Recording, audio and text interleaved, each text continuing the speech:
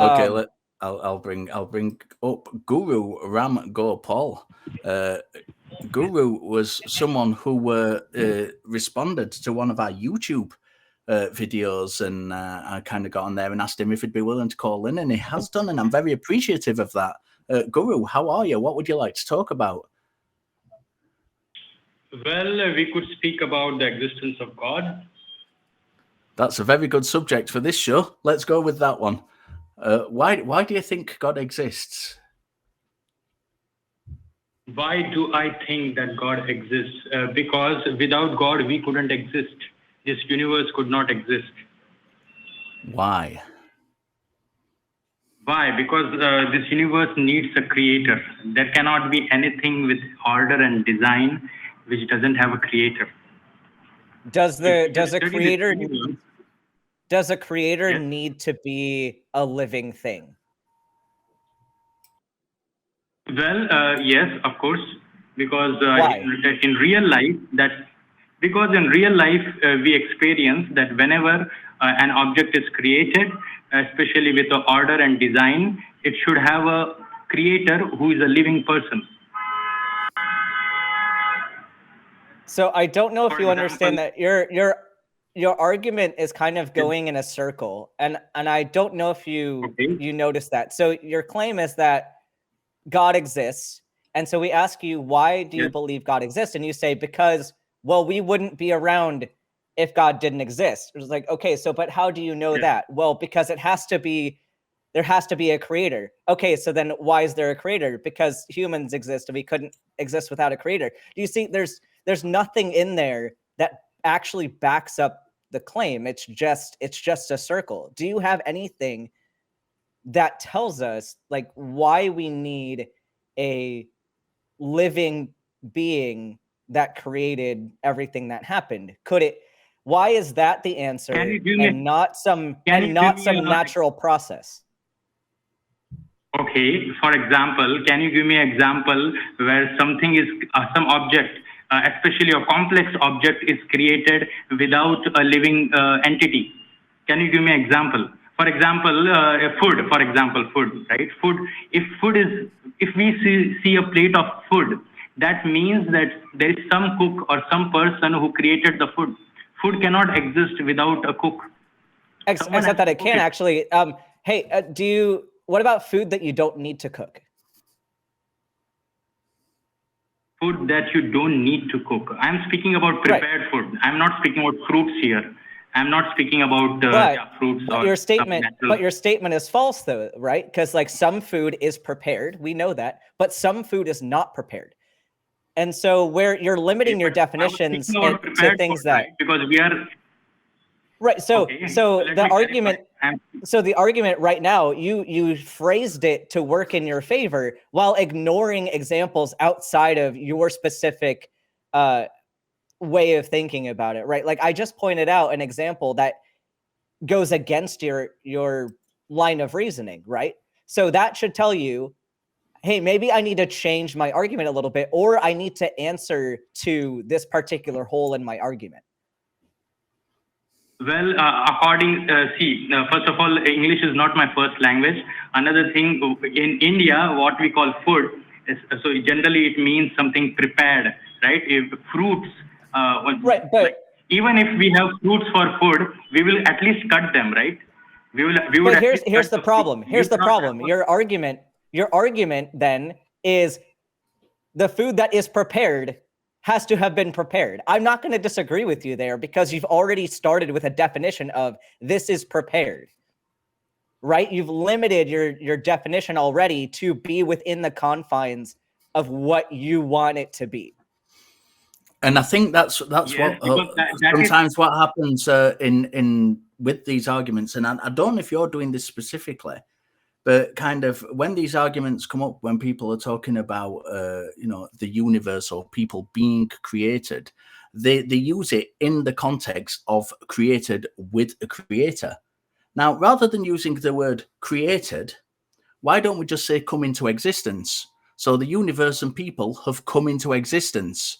So what is the cause of why does that need a creator? Because if you're starting with the premise creation needs a creator, you've kind of already poisoned the well, if you like. You're already saying we need a creator because it is a creation, and a creation by definition needs a creator. So rather than saying creation, why don't we say the universe or people have come into existence? Now, does coming into existence require a creator? Because that changes the whole emphasis of the argument. And you can't just simply refer then to, well, food. My definition of food is something that has been prepared, and because it has been prepared, there must necessarily be somebody who was prepared it. Because I agree with you, but as Ben was saying, food in general, as a general term, doesn't have to be prepared. So you're narrowing the scope of the question to fit the answer you want to fit in there. So rather than saying the people we created or the universe was created, let's say that that we have come into existence. Now, Guru, do you think that things that come into existence need a creator, and why? Well, anything with order and design definitely should have a creator. Can you give me an example in this world? Again, Gopal, you're saying the same thing. You're saying that things aren't necessarily designed, but we don't know that. How do you know that a rock is designed? How do you know that a tree is designed? You need to evidence that argument. You can't just assume that that's the case. So let's go back, take a step back again, and let's start with this thing has come into existence. Let's not use words like design or creator. Let's in fact evidence the argument that something that has come into existence needs to have had a creator. And simply saying, well, because it was designed is not the right answer. It's not an answer to that question. Because by being designed, you're implying a creator anyway. But the question isn't, we know the thing had a creator. How was it created? The question is, we don't know it had a creator. How do we say that it did have a creator? And that's a completely different question. So let's stick with that specific question and answer it in regards to that question, rather than automatically putting what we would say is poisoning the well by saying, well, it needs this, it needs a creator because it is created. Let's get rid of that whole line of argument and let's go down the route of something has come into existence. Why has it been created? Why do you think it needs necessarily a creator? Okay. Richard, yes, yeah. Okay, Richard. So, for example, the microphone on which you are speaking, right?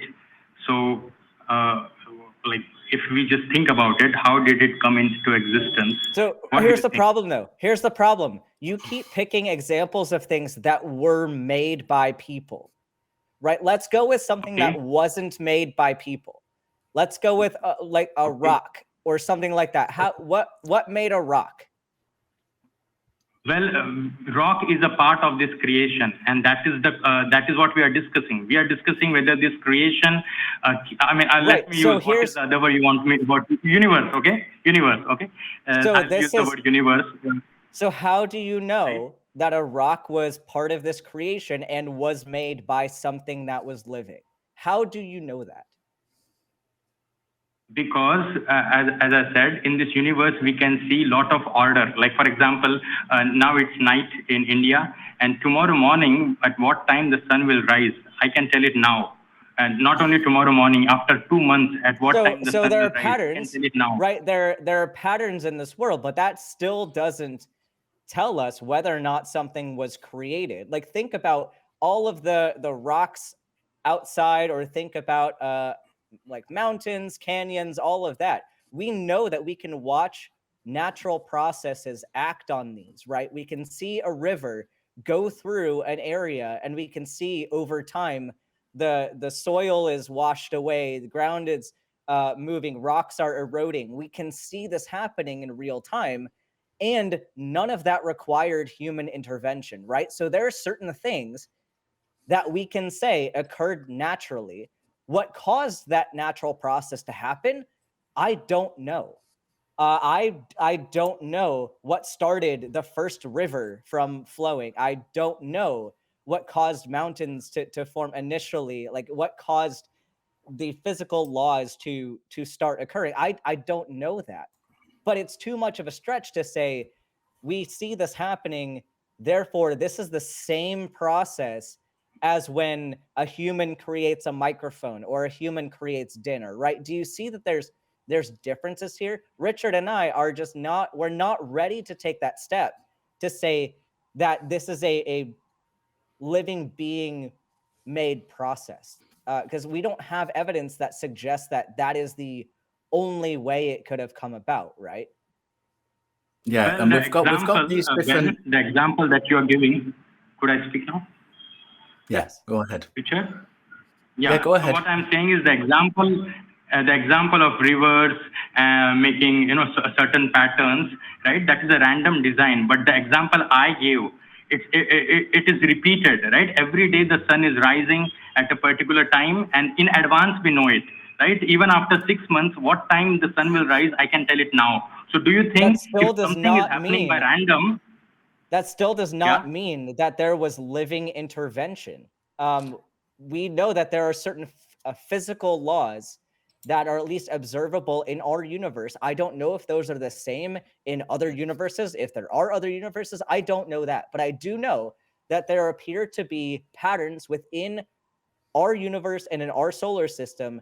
And because these laws are happening, that's how we get these patterns that repeat over and over. But we do hypothesize, and we can guess with a pretty significant level of confidence that that's not always going to be the case. We've seen other stars explode. We've seen other planets like die, essentially. We see changes in our universe, and there's no guarantee that tomorrow our sun isn't going to be one of those exploding stars. We know, even we can predict that at some point in the future, our sun is going to no longer be safe to be even this close to. We know that there's going to be variation at some point. We don't know when, we don't know necessarily how, but that's our prediction. And so to say that, yeah, we have confidence that the sun's going to rise again tomorrow, but there is still no guarantee about that. And we see in other solar systems cases where it stops doing that, right? So your example isn't even consistent with what we know about reality. I think you're existing in a very shallow view of what happens in our universe. And I think in order to maintain that view of having a living creator, you kind of have to live in that shallow mindset. Once you add these layers to it, it becomes harder and harder to accept those examples as evidence for really anything supernatural. Well, I'm not getting your point, because you are saying the sun will destroy one day. So that does not, we are not speaking about the destruction. I'm saying when it is existing, right? Right. So again, this is something that's bugging me about your arguments. So you'll make an example, and then I'll tell you why your example is flawed. I'll give you an exception to your example, and your response every single time has been, well, no, but if I just redefine my example to this thing that has less exceptions, then I'm right. Like, yeah, you can redefine everything all day, but it still doesn't make your original point true. And it just, certain things are more predictable in more narrow context, but that does not mean that your rule is correct. Well, first of all, you are saying that you found some flaw in my example, but you are not pointing out your flaw. You are pointing out is that the sun will get destroyed one day, right? But I gave you the example of microphone. It will also get destroyed one day, right? So isn't that comparison valid? Guru, I gave you examples of why your generalization is not entirely correct, and you have the option to, like, if you're going to be intellectually honest here, you're going to address the hole in your point. You're going to tell me why that hole doesn't matter, besides just redefining your terms. That's running away from the point. You've run away from the point instead of addressing that actual exception. Well, I still don't understand what is the exception. Are you speaking about the destruction of sun exception? Everything gets destroyed at some point, isn't it? Your argument, your initial argument, Guru, your initial argument was that the sun rises in the morning and sets in the evening, and then that's a predictable pattern. And since the pattern is predictable, that's indicative of a creator.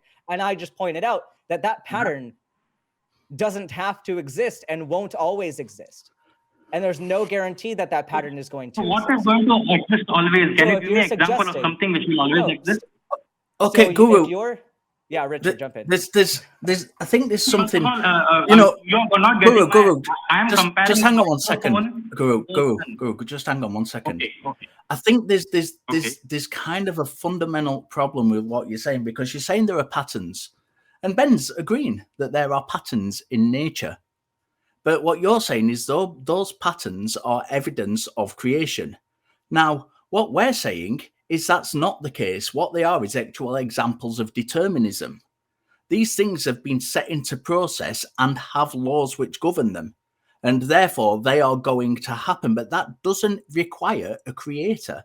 And you've kind of offset that. You offset that earlier on in the conversation by saying it's either a creator or it's random chance. Now, we're not saying it's random chance.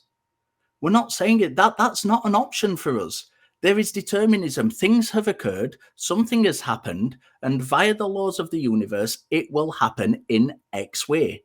So therefore, it's going to happen this way. And it might have a pattern about it, but that doesn't necessarily mean that there is a creator behind it. And that's the problem with your argument. You're looking at it and you're seeing pattern, therefore creator. But there are more options than that. Not everything that has a pattern has to have a creator. We can, yes, you're correct. Okay. We can trace the movement of the planets and the stars in the sky, but that doesn't mean that there's necessarily a creator behind them. But we can do it. And in fact, if we have a look at the people, Guru, if we have a look at the people who actually study these things professionally, when they're writing their scientific papers about the movement of the stars and the planets, nobody invokes a god as to the creator, and that's why they do it. They point to these laws that we have, these laws of the universe which govern these things, and that doesn't necessitate a god. So the kind of challenge you've got is to show us where a god is necessary in this whole picture, which you've not done yet.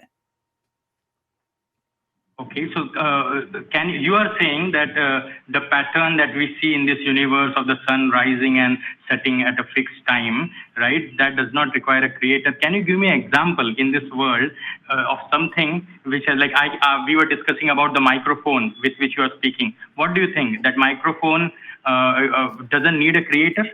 Do you think it came into existence? You're going back to this flawed argument again. We don't need to use a microphone. Let's use something like a rock. Let's use a particular rock, a particular natural stone that we're walking by on the ground and we see and we pick up. Why does that rock need a creator? We don't need to talk about something we know has a creator, like a microphone. See, you are giving examples from nature, right? But I am saying that that is the point we are discussing, that who created nature. So you cannot give me an example from nature. So you have to demonstrate that there is a creator. Okay, so if we're talking, you've just literally defeated your own argument. If we're talking about a microphone, right, I can take you with suitable knowledge of microphones. I can take you to the microphone manufacturer and show you exactly who created that microphone, exactly what methodologies they used, exactly what technology they used for it. All you're saying to me is, there is a rock, it was created. You're not doing any of this other stuff that we can do with a microphone, with a car, with a light, with any piece of technology, with a watch, with anything. We can do all with man-made things. We can point to specifically, with suitable knowledge, we can point specifically to who made it, exactly what methods they used, exactly what materials they used, and exactly what tools they used, amongst other things. But when it comes to this rock, you're just assuming this was created. But you can't do any of that other stuff. So this is the problem you're having. Where in this rock is the evidence of creation other than you simply saying it was created? Because that's not evidence. That's just a statement. It's a belief. So where in this rock is the evidence of created? Where's the hallmark like we'd get on a piece of jewelry to say where it was made and what year? Where is that in the rock that we find? Well, again, the rock is a part of this universe. And I would say that just because we cannot see, of course, first of all, the scriptures give the exact personality who created this universe, how God created the universe, all the details are given in the scripture, right? So we have to do more research on it. But if we're gonna that's probably gonna be content for a whole separate call, because I'd love to go with you there on, like, as you're saying that the scriptures give a personality for the specific God that did this, but there are so many religions out there that disagree on their God's personality. So which God are we talking about, and why is it yours and not any? There is only one God. Well, there is only one God according to all major religions. There is only one God, isn't it? All those gods are so that one same? God. All of those gods are the same. What's that? That's not true, though, is it? Because not all major religions believe in only one God. And their gods are very, very different. And even within Hinduism, you've got. I was talking pre-show when I did the pre-show TikTok. There was someone in the comments who said that they were an atheist Hindu. So not even all Hindus believe in God. So even within your own tradition, your own religion, sorry, not tradition, within your own religion as a group, there are people who don't believe in any gods. And there are also people who believe in multiple gods within that religion. So the statement's not only false for religion as a whole, but it's also false within your own religion.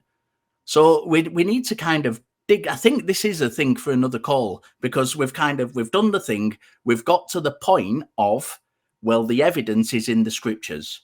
So I think what we should do is you should go away, look up that evidence within the scriptures, and give us a call back next week, or maybe if you want to speak to one of us particularly next time we're on, and go have that next conversation, that next step of that conversation, where we can kind of dig specifically in the scriptures and tell you who created the world. That is what you want me to look it up in the scriptures? No, the evidence for that God, the attributes of that God, and why it demonstrates that God created the world. Why it demonstrates that God created the world. There is a reason why He created the world that is given in our scriptures. So we'll go through that on the next call. So I'm going to let you go, Guru. I appreciate if you want your to call. End that conversation, it's up to you. Yeah, we'll end it now, and give us a call back next time me and Ben are on. And, have a look out and keep your eye on it. Subscribe to the channel, and you'll be able to see when me and Ben are next on together. I do appreciate the call.